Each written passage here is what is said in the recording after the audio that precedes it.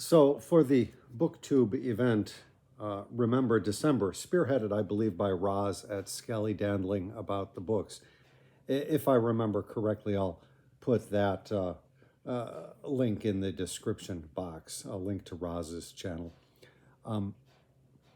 I decided to read Cheaper by the Dozen by the Gilbreths, a book which I read twice, I am sure, whilst in grammar school. Now, when I was a young adult, I had a friend, something of a mentor, who for a span was a public school teacher and had to teach this book, I believe, and detested it, despised the father. And so I wanted to revisit this book after 40-some years to see what I thought of it. And there was a good review by somebody at Amazon talking about how controlling the father was, and also about how wealthy they were. And so I was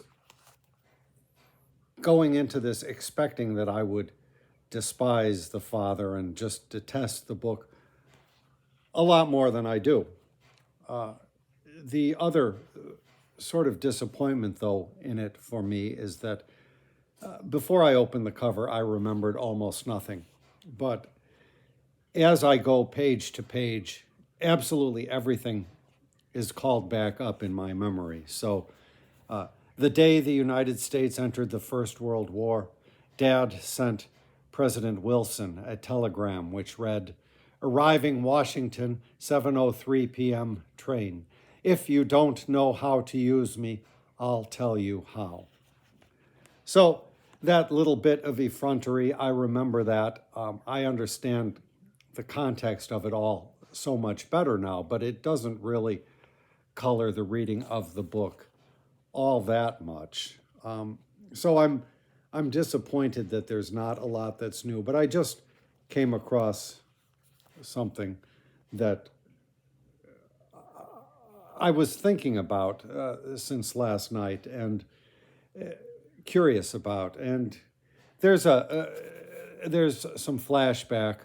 I suppose the whole book is told as a flashback, but and I should point out that it's described, I think, at Wikipedia as a novel because it's not factually correct. There were never 12 children at one time, and really one had died young. So I think this cover portrays 11 children, so that's at least closer to the reality than the title. But the father was a businessman of sorts, and we know businessmen like to embellish if they can get a rise out of some slight falsehood. And he appears to have been a charming man given the right context. Now,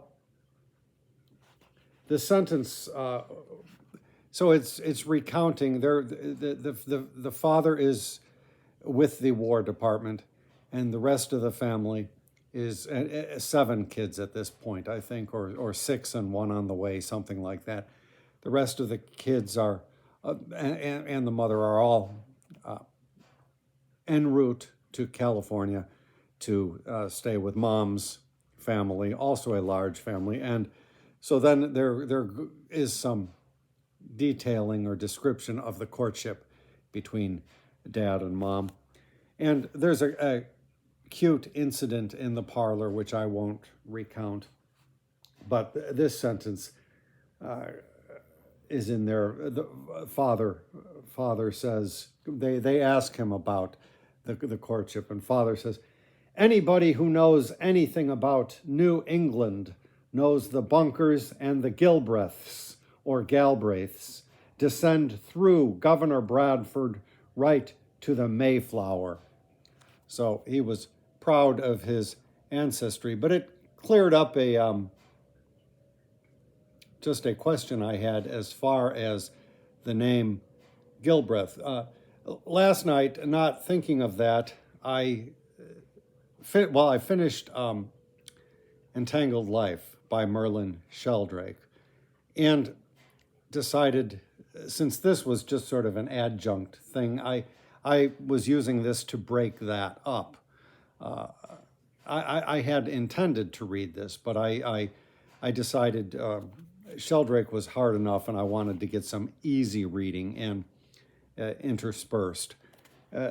So I decided I've got to pick out my next book. And I was feeling disappointment that this was going to be this was going to be the only book that I reread in 2023, and that it felt like such a clunker in a way. I'm not smitten with the story, and as I say, I remember more of it than I expected, and I am not feeling the joy of detesting anybody. It's all okay, recognizing, of course, that it's a fictionalized account and it's a memoir, and memoirs are not a favorite genre of mine. In general, we all lead lives, and they're all more or less interesting. So the telling is fine. The writing is as I remember it, I think. I was no critic in those days, but it's a comfortable enough read, and I hope to breeze through it. But disappointed that this would be my only reread for Remember December. Last night I pulled down another book from the shelf, which I read not as a child, but as a very young man. I had a friend, we worked at a movie theater together, and he was 4 years older than I was, and he and I and another young man of my age all drove down to Florida, and that was our big event. But this young fellow was intellectual, I would say. He had more intellectual interests, and he recommended that we read this book. And so I read this, and I also read a selected Plato, I think in the W.H.D. Rouse translation edition, a small mass market paperback. So I read both of these books, and it was both of them opening up worlds to me. And I was much too young to understand any sort of economic concepts, but I remember it being a pleasurable read. There are bits that I vaguely remember, and I would like to revisit and maybe even annotate. I never mark up my books, with recent exceptions, I guess. But so this is a 500-page chunker. It will be great if I can finish it before the end of the year, though that the way things have been going, that is not certain. Last year, I reread The Affluent Society by Gilbreth. I had this and I had that in little mass market paperbacks, and last year I decided I wanted to revisit him, and I looked around for editions that would have, say, a new introduction, that sort of thing, just something to update the books in context. I found that for the Affluent Society, and I found that for this. And so I plan to tackle this next. At some point later in life, I did more reading, and I remember reading John Maynard Keynes, and I think ultimately I felt more secure with Keynes, but I do feel that this writer has some of that old Galbraith charm, if you will. I'm thinking about the charm that Gilbreth exhibits in the book.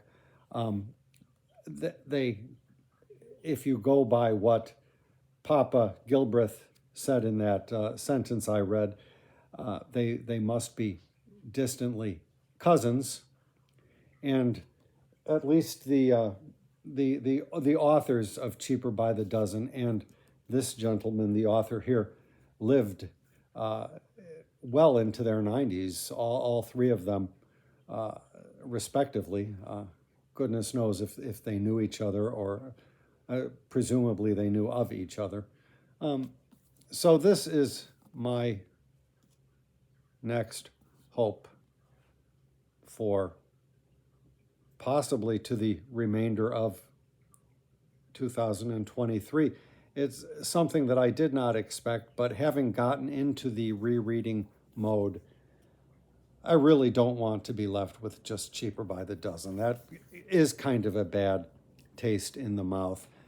When I get further along, I'll think more about it and talk more about it. Yeah.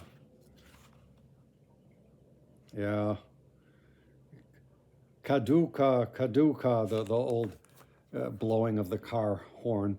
It's somebody.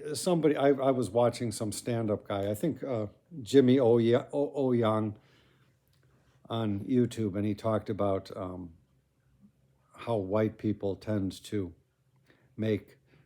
complain about, instead of boasting about how wealthy they are, they complain about how expensive their life is. And you can already see some of that in here, because the father makes some kind of joke. They get a car, which they name Foolish Carriage. Now, this is in a day when nobody had cars, and getting a car was a big deal.